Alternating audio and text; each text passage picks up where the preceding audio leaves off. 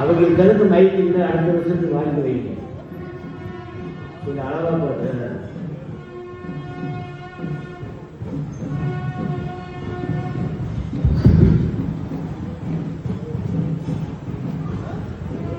நம்ம பேசுறது கேட்டு ஆண்டவன் அப்படியே நகர் வளம் வந்து இப்போ கோயிலுக்கு போறாரு. நம்ம கேட்க பேசுறவரும் கேட்டுட்டே போறாரு. வணக்கம் சொல்லுங்க. எல்லாரும் ஒரு கும்பிடு போட்டுருக்கேன். உட்காருங்க அம்மா, உட்காருங்க, உட்கார்ந்து கும்பிடுங்க. கப்பல் அனைவருக்கும் இனிய மாலை வணக்கம். என்னை பெற்றெடுத்த தாய்க்கும் பிறந்த பொன்னாடுக்கும் நான் கற்றுத் தேர்ந்த தமிழ்மொழிக்கும் என்னுடைய முதல் வணக்கம். தோன்றின் புகழோடு தோன்றுக அத்திலார் தோன்றலின் தோன்றாமை நன்று என்ற வள்ளுவனின் வாய்மொழிக்கு ஏற்ப தோன்றி புகழோடு வாழ்ந்து இந்த அரிய ஒரு திருத்தலத்தில் இன்று திருத்தேர் விழாவை சிறப்பாக செய்து அமர்ந்திருக்கக்கூடிய ஆண்டவர்களுக்கும் சான்றோர்களுக்கும் மீண்டும் ஒரு மண்டார நன்றியையும் வாழ்த்துக்களையும் தெரிவித்துக் கொள்கிறேன்.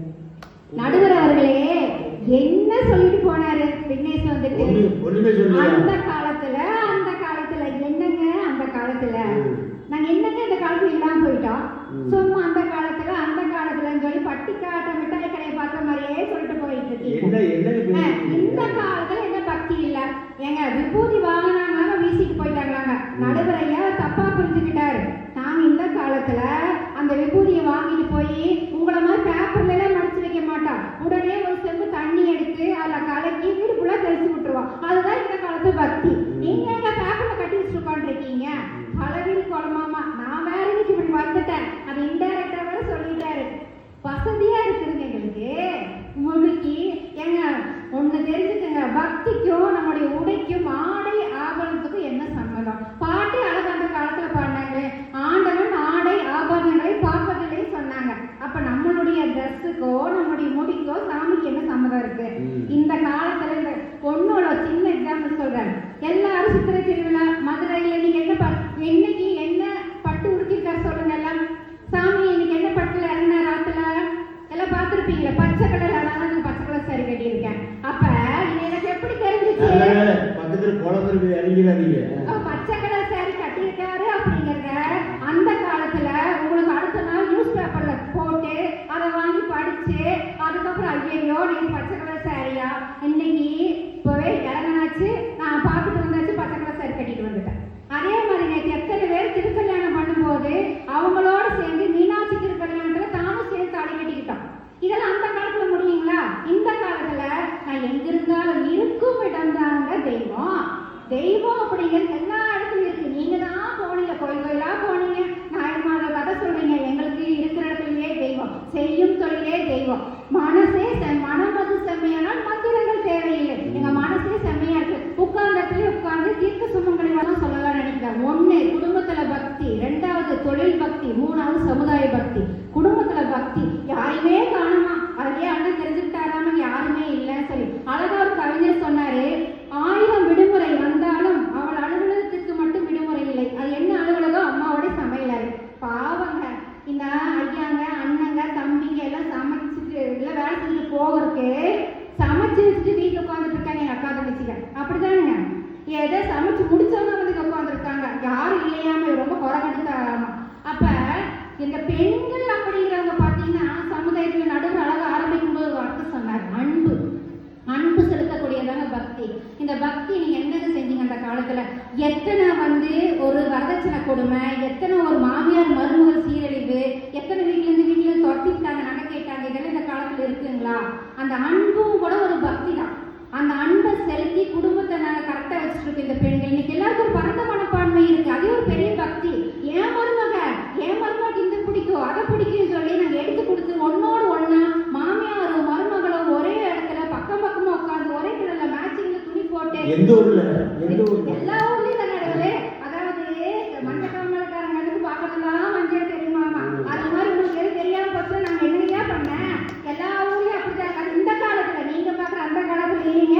உங்க அத்தை நாங்க மாமியார் அடிச்சுட்டு இருந்திருப்பாங்க. எங்க காலத்துல எங்க நங்கையா நானே எங்க மாமியார் நாங்க எல்லாம் ஒண்ணுக்குள்ள ஒண்ணா இருக்கா. அது அன்பு செலுத்தக்கூடிய ஒரு பக்தி. வாசாமி அவினாசி தேராமா என்ன எழுதிருக்காங்க பாருங்க, ஊரோடு வடபிடிப்போம் உறவோடு சேர்ந்து இருப்போம்.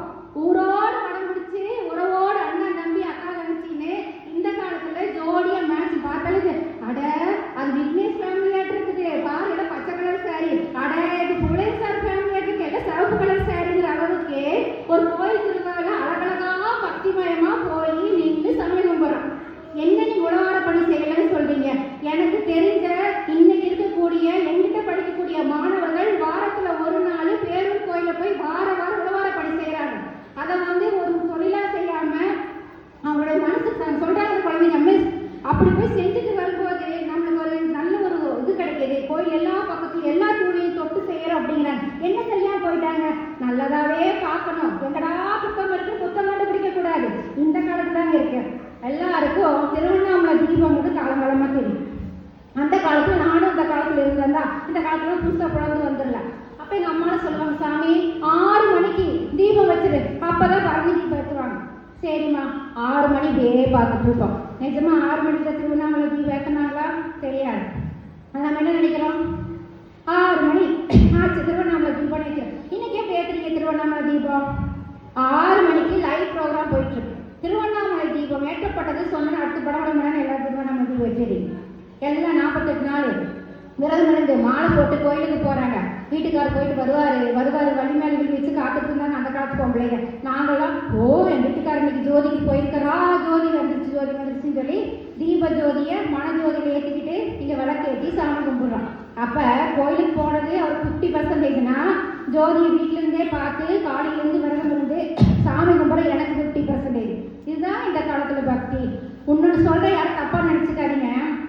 மேற்கட்டு மக்கள் குறிப்பிட்ட சமுதாய ஜாதியினருக்காகவே ஒரு வீதியா கடவுள் படைக்கப்பட்டு ஒதுக்கப்பட்டு இருந்தது அந்த காலத்துல.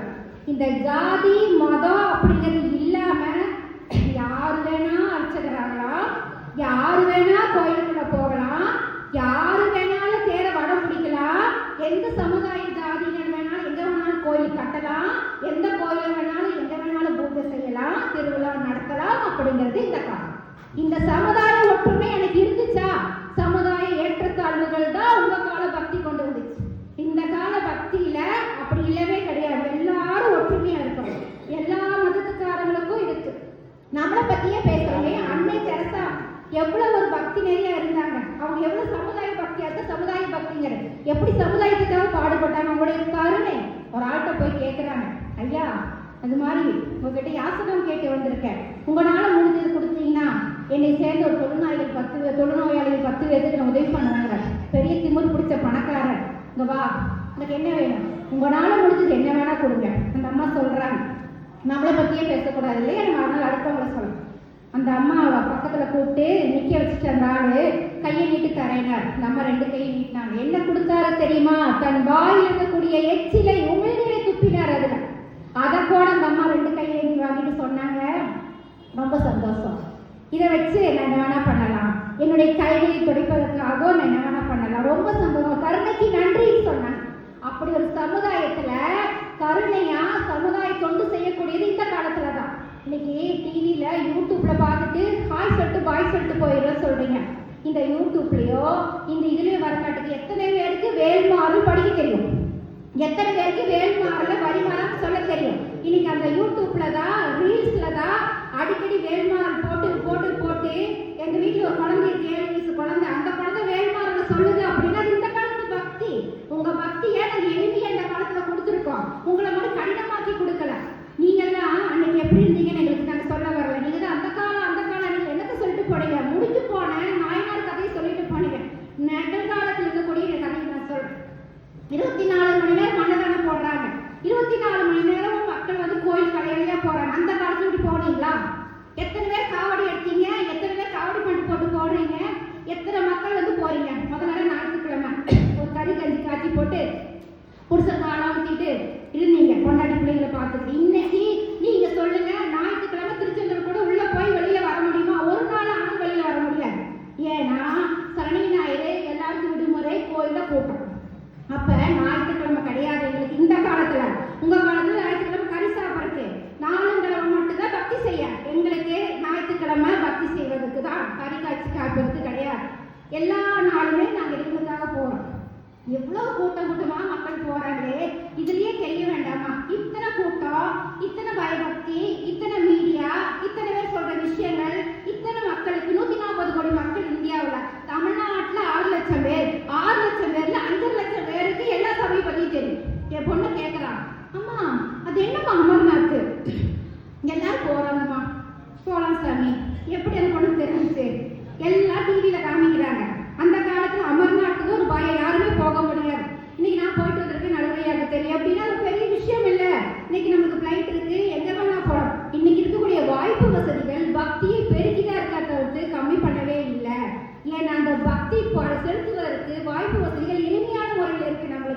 எங்க வேணா போகலாம்.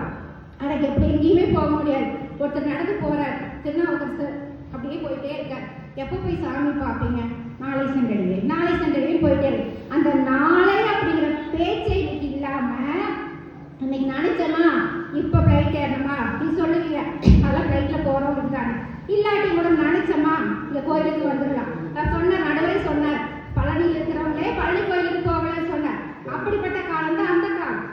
இன்னைக்கு நினைச்ச இடத்துக்கு, நினைச்ச கோயிலுக்கு, ஓம் சக்தி கோயிலா இருக்கட்டும், மேல்மருவத்தூர் ஆகட்டும், பழனியாக இருக்கட்டும், திருவண்ணாமலையாக இருக்கட்டும், கிரிவலங்க தெரியும். இவ்வளவு பிரபல கிரிவலம் ஆச்சா? இவ்வளவு சித்ரா, எனக்கு ஒரு விஷயம், நான் என்னோட பர்சனல் முந்தானேக்கு நடந்தது. எனக்கு சித்ரா பௌர்ணமி 2 நாள் வருதுன்னு நினைச்சுக்கிட்டேன். முதல் நாள் சித்ரா பௌர்ணமி, அடுத்த நாளா தெரியல. நான் ஹாயா வீட்டில் படுத்துட்டு இருக்கேன் ஞாயிற்றுக்கிழமை. அப்போ என் ஃப்ரெண்டு ஃபோன் பண்ணுறேன், ஏய் நைட்டு தாண்டி சித்ரா பௌர்ணமி பூஜை. ஐயோ அப்படி எதில் பார்த்தேன், இப்போதான் சொல்லிட்டு இருந்தாங்க யூடியூப்ல அப்படின்னா. சரி அப்படியான்னு சொல்லி டக்கு நினைச்சு எல்லாம் குளிச்சுட்டு கோயிலுக்கு போயிட்டேன். இது எதனால முடிச்சு இந்த காலத்துல விஷயங்கள் சீக்கிரமா நம்மளுக்கு தெரிய வருது. அந்த காலத்துல ஐயோ மறந்துட்டனே, சித்ரா பௌர்ணமிக்கு போலையே, காலையில இருந்து விரதம் இருந்தனே அப்படின்னு புலம்ப வேண்டியதா இருக்கு. இந்த காலத்துல இருக்கக்கூடியவங்களுக்கு தான் எப்போ எதை செய்யணுங்கிறது உடனுக்குடனே செய்திகள் தெரியுது. நம்மளுக்கு உடனுக்குடனே செய்யலாம். ஓப்பாண்டவர் இறந்துட்டார், நமக்கு தெரியுமா? அந்த காலத்துல ஒரு நியூஸ்ல போட்டா தெரியும். அது பட்ட இடத்துல போட்டா மட்டும் படிப்பீங்க. அது எத்தனை பேர் பேப்பர் வாங்கி படிப்பீங்க? இன்னைக்கு லைவா காமிச்சாங்க. அப்படின்னா என்னன்னு சொன்னாங்க? வாட்டிகன் சிட்டினா என்ன தெரியுமா? போப்புன்னா என்னன்னு தெரியுமா? நம்மளுக்கு விவேகானந்தர்னா என்ன தெரியுமா? இன்னைக்கு ஒரு ஆர்டிக்கல் படித்தேன். அந்த ஆர்டிக்கல்ல அப்படி ஒரு காலேஜ்ல விவேகானந்தர் பேசுறாராமா. அப்படி பசங்களாம் அமைதியாக உட்காந்துருக்காங்களாமா. என்னன்னு பார்த்தா விவேகானந்தர்ல ஏஐ மூலியமா வர வச்சு விவேகானந்தர் சொன்ன விஷயங்களை சொல்லிட்டு இருக்காங்க. அப்ப அந்த குழந்தைகளுக்கு விவேகானந்தர் எப்படி இருப்பாரு படிச்சிருப்பாங்க, நேரா பாக்குறாங்க, அவர் சொன்ன விஷயங்களை உள்வாங்குறாங்க. அப்துல் கலாம் மாதிரி ஏஐ மூலியமா பேச வைக்கிறாங்க. அவங்களுக்கு என்ன சொல்றாங்க தெரிஞ்சுக்கிறாங்க. அப்ப இந்த காலத்துல சொல்லக்கூடிய விஷயங்களை பரவலா சொல்றதுக்கு, எடுத்து செல்வதற்கு நிறைய வாய்ப்பு வசதிகள் இருக்கு. அந்த வாய்ப்பு வசதிகளையும் தாண்டி எங்க குழந்தைகளுக்கு நாங்க சொல்லி கொடுத்துருக்கோம், கடவுள் இல்லாமல் எதுவும் இல்லை. நீங்க அவ்வளவு மட்டமா சொல்லிட்டு போயிட்டீங்க.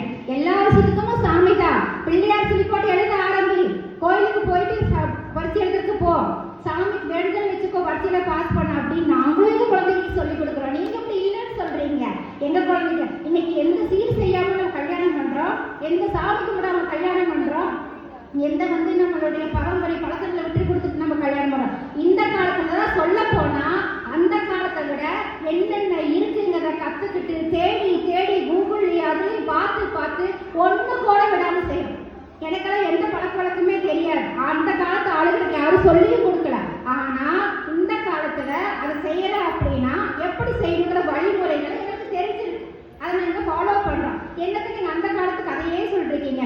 என்ன அந்த காலத்து ஆட்கள் தூக்கி நிறுத்திட்டு போனாங்க பக்திய, விரட்டு எண்ணக்கூடிய நாயன்மார்கள், ஆழ்வார்கள். இன்னைக்கு ஜாதி மத பேதம் இல்லாமல் எல்லாரும் சமத்துவமாக பக்தி செய்யறாங்க, கோயில் கட்டுறாங்க, விசேஷம் பண்ணிருக்காங்க. அப்படின்னா இதுலயே உங்களுக்கு தெரிஞ்சிருக்கும் எந்த காலத்துல. உங்களுக்கே பாருங்க, இப்பெல்லாம் சித்திரை மாசம் இப்படி திரும்பினா விநாயகர் கோயில், இப்படி திரும்பினா அம்மன் கோயில், அப்படி திரும்பினா காமாட்சி அம்மன் கோயில். சித்திரை மாசம் பார்த்தீங்கன்னா ரோடு முழுவதும் திருவிழாவுதான். இப்படி ஒரு கொண்டாட்டம், ஆட்டம், பாட்டம், இவ்வளவு தெளிவான விஷயங்கள். இப்படி சாமிக்கு போல செலவு பண்ணீங்களா? சாமிக்கு நிறைய செலவு பண்றது நாங்க தான் இந்த காலத்துல. எத்தனை கோயில், எத்தனை கும்பாபிஷேகம், எத்தனை கோயில் பெருசு பெருசா கட்டியிருக்கோம். 24 மணி நேரம் அன்னதானம் போடுறோம். சிரடி சாய்பாபா கோயில அத்தனை பேருக்கு 24 மணி நேரம் அன்னதானம் போட்டிருக்காங்க. திருப்பதியில போட்டுட்டு இருக்காங்க, மந்திராலயத்துல போட்டுட்டு இருக்காங்க. போறதுக்காக ஒரு அமைப்பு இருக்கு. அந்த அமைப்பு மூலமா கூட்டிட்டு போறாங்க. சாய்பாபா பக்த குழுன்றது எல்லாமே இன்னைக்கு இருக்கு. குழந்தைகள் ஒரு ஆர்வமும் இருக்காங்க. அந்த நிகழ்ச்சிகளை பத்தின ஒரு செய்திகள் இருக்கு. அதுக்கான வகுப்புகள் எடுக்கிறோம். நாங்க வாழ்க வளமுடன் நோக்குன்னு சொல்லி கொடுக்குறோம். எப்படி வாழ்க்கை நெறின்னு சொல்லி கொடுக்குறாங்க. சத்ய சாய்பாபா கிளாஸ் இப்படிதான் இருக்கணும் சொல்லி கொடுக்குறாங்க. இது எல்லாமே அந்த காலத்துல வீதி வீதியா போய் எல்லாருக்கும் சொல்லி கொடுத்தீங்களா? உங்களுடைய பக்தி எல்லா மதத்தினருக்கும் எல்லா ஜாதியினருக்கும் போய் சேர்ந்துச்சா? ஓப்பனா நான் கேட்கிறேன். இந்த காலத்துலதான் ஜாதி மதம் இல்லாம எல்லாருக்குமே போய் அந்த பக்தி சேர்ந்திருக்கு. பக்திங்கிறது ஒரு அச்சப்படக்கூடிய விஷயமாக எட்டா கடையாக நீங்க வச்சுட்டு இருந்தீங்க. நாங்க எல்லாருக்கும் வெட்டக்கூடிய ஒரு விஷயமாக அப்படியே போன வாங்கிட்டு வரக்கூடிய ஒரு அற்புதமான விஷயமாக நாங்க வச்சுட்டு இருக்கிறோம்.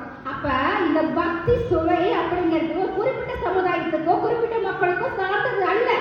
இந்த காலத்துல அதை பரவலாக்கி அது இப்படித்தான் இருக்கணும் அப்படின்னு புத்தகங்கள் மூலியமா பள்ளிகளுக்கு படிப்பு சொல்லி கொடுக்குறோம், ஆன்மீக வகுப்புகள் எடுக்கிறோம், கோயிலுக்கு கூட்டிட்டு போறோம், விழாக்கள் மூலியமா காமிக்கிறோம். நிறைய விழாக்கள்ல வந்து நாட்டிய நாடகங்கள் நடத்தி இப்படிதான் இருந்துச்சு, இப்படிதான் நீங்க சொல்ற இந்த கதையிலேயே வந்து நாங்க மாடலா சொல்லி கொடுக்குறோம். அப்ப தெரியாத விஷயங்களை தெரிஞ்சுக்கிட்ட இந்த காலத்து மனிதர்கள், குழந்தைகள் அதை கரெக்டா செய்யறாங்க. நீங்க என்ன அப்படி சொல்லி கொடுத்தீங்க? யாருக்கும் தெரியக்கூடாது, பொத்தி பொத்தி வச்சிருந்தீங்க. சிதம்பர ரகசியங்கள் யாருக்குமே தெரியாதுங்க. யாருக்கா தெரியுமா? எல்லாம் எனக்கு நாளை அம்மாட்ட ரொம்ப நாள் கேட்டிருக்கேன். என்ன என்ன என்ன இன்னைக்கு டிக்கெட் போட்டு அதை டிக்கெட் வாங்கிட்டு போய் நின்றோம்னா சிதம்பர ரகசியத்தை பார்க்கலாம். அது போய் பார்த்தவங்களுக்கு தெரிஞ்சிருக்கு சிதம்பர ரகசியம். திருச்செந்தூர் போயிருக்கீங்க, திருச்செந்தூர்ல முருகப்பெருமான் தான் தெரியும். ஆனா முருகப்பெருமானோட சக்தி வாய்ந்த பின்னாடி பஞ்சலிங்கங்கள் இருக்கு. யாருக்கா தெரியுமா? திங்கக்கிழமை போனோம்னா சாமி கும்பிடுறது இந்த காலத்துல நாங்க சொல்லி கொடுத்துருக்கோம். இந்த காலத்துல திங்கக்கிழமை போய் சாமி அதை கும்பிட்டு வரோம். என்ன நீங்க அந்த காலத்துல வந்து ஒரு சமதர்மமான சமுதாயத்தை உருவாக்குனீங்க. இந்த காலத்துல நாங்க சமத்துவமான சமுதாயத்தை மக்களுக்கு ஒரு விழிப்புணர்வு மூலியமா பக்தி மூலியமா கொண்டு போயிட்டு இருக்கிறோம். எல்லா கோயிலுமே சூட்சுமம் இருக்கு. அந்த சூட்சுமத்தை உள்களவா வச்சுக்கிட்டீங்க, வேணுங்கிறது மட்டும் பயன்படுத்திக்கிட்டீங்க. அந்த சூட்சுமத்தை உடைத்தெறிந்து சமுதாயத்துல ஏற்றத்தாழ்வுகளை உருவாக்காமல் சமதர்மமாக உருவாக்கியது என்றால் இந்த கால பக்தி தான். இந்த காலத்துல அப்படி ஒரு பக்தி நிலை இல்லை அப்படின்னா பக்திங்கிறது ஒரு எட்டா கனியாவே இருந்திருக்கு எல்லாத்துக்குமே. நீங்க எட்டக்கூடிய ஒரு கனியாக எல்லாருக்கும் கொண்டு வந்தது என்ன வேண்டாம் இந்த காலத்து பக்தி தான். இப்படி கோயிலுக்கு போகணும், இப்படிதான் போகணும் விதிமுறைகளை வச்சிருந்தீங்க. நீங்க உங்க காலத்துல சொல்றீங்கல்ல, அது தெரியாம ஒண்ணு கேட்கிற நடுவரையா, பண்ணாரி கோயில சாமியை திருப்பிச்சு. பண்ணாரியில சாமி அந்த பக்கம் தான் இருக்கு. ஏன் அப்படி இருக்குது அப்படின்னா ஒரு சொல்லக்கூடாது, அந்த ஒரு கம்யூனிட்டி சேர்ந்த ஒரு பண்ணாரி கோயில சாமி வேற திசை நோக்கி இருக்கு இல்லையா? எல்லா மாரியம்மன் கோயில் இருக்கிற மாதிரி இல்ல. பண்ணாரி மாரியம்மன் கோயில்ல சாமி மேற்க பார்த்து திரும்பிடுச்சு. எதனால திரும்பிச்சு சொல்லுங்க. மேற்கு பார்த்து வந்துருக்கா? பழனியில கூட முருகன் மேற்கு பார்த்து பார்த்துருக்கீங்களா? காரணம் சொல்ல முடியுமா? அப்படி கிடையாது. பழனியில முருகன் எப்படி இருக்காரு? உங்க கால பக்தியில பழனியில முருகன் எப்படி பார்த்துருக்காரு? ஒரு பழனி முருகன் மேற்குதான், அதை நான் ஒத்துக்கிறேன். உங்க கால பக்தியில ஒரு பொண்ணு தாழ்த்தப்பட்ட குளத்தை சேர்ந்த பொண்ணு கொண்டு வந்த ஒரு பிரசாதத்தை நீ ஏத்துக்க மாட்டேங்க சொன்னதுனால அந்த பொண்ணுக்கு பின்னாடி கொண்டு போய் வச்சாங்க. அப்ப நீங்க சமதர்மா இருக்கிறவங்க வாங்க வாங்கன்னு எல்லாரும் வெத்தலைப்பாக்கு வச்சு கூப்பிட்டு எல்லா சாமிக்கும் முன்னாடி எல்லாருக்கும் ஒரு சமதர்மா இருக்கலாம் இல்லையா? உங்க பால பக்தி வந்து பாகுபாடையும் பிரிவினையும் தான் உருவாக்கிச்சு. ஆகவே இந்த கால பக்தி குடும்பத்தில் அமைதியையும் சமுதாயத்துல ஒரு ஏற்றத்தாழ்வுகள் இருந்து தொழிலை எப்படி போகணும், அது என்னென்ன சாமியை வேண்டணும். இன்னைக்கு எல்லாம் சொல்றாங்க வேல் பூஜை பண்ணா அது நடக்கும் இது நடக்கும்னு சொல்றாங்க. அதை நம்புறாங்க, வேல் பூஜை செய்யறாங்க. அப்படி எல்லா விஷயத்துக்கும் என்னென்ன சூட்சுமங்கள் அப்படிங்கிறத வெளிப்படையா நம்ம சொல்லி கொடுத்துருக்கோம். அந்த வெளிப்படையான விஷயங்களை செஞ்சு சமுதாயத்திலும் சரி தொழிலும் சரி ஆண்களும் சரி தலைத்தோங்கி நிற்கக்கூடியது இந்த காலத்து பக்தி தான். இந்த காலத்து பக்தி தான் என்று கூறி வாய்ப்புக்கு நன்றி விடைபெறுகிறேன். நன்றி, வணக்கம். நல்லா இருந்தது. நான் இதுக்கிட்ட வீட்டிலே சொன்னேன், இந்த பொம்பளை கட்டெல்லாம் பேச்சு கொடுத்து வாங்கி கட்டிக்காதீங்க. அவங்க ஏதாவது வாய் திறந்தால் மூட மாட்டாங்க. சொல்லட்டா இல்லையா? முதல்ல ரொம்ப அருமையாக பேசிட்டாரு, அதெல்லாம் சந்தேகம் இல்லை. ஒரு சில செய்தி